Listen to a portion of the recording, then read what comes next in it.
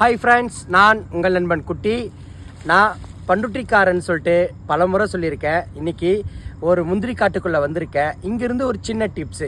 நான் இனிமேல் ஹோட்டல் கடைக்கு நிறைய டிப்ஸு சொல்ல போகிறேன். அதில் முதல் படியாக ஒரு பிரியாணி, 1 கிலோ அரிசி பிரியாணி செஞ்சால் 6 நபர் சாப்பிட்லாம்.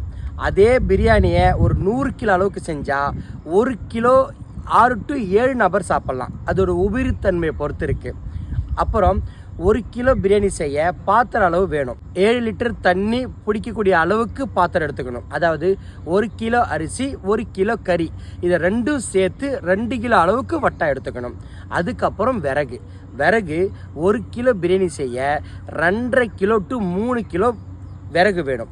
அப்போ தான் அந்த பிரியாணி கடைசி டைமில் தம் ஆகும்போது, அதாவது அந்த அரிசியும் தண்ணி ஒன்றா சேரும் போது சரியான ஸ்ட்ரென்த்தான ஹீட் இருக்கணும்.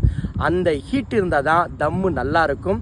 இன்னும் நிறைய டிப்ஸு சொல்கிறேன். ஏதாவது டிப்ஸு வேணுன்னா கமெண்ட் பண்ணுங்கள், சூப்பராக சொல்கிறேன். இப்போ முந்திரி காட்டுக்குள்ளே முந்திரி பழத்தை பறித்து சாப்பிட்டு காமிக்கிறேன், பார்க்குறீங்களா?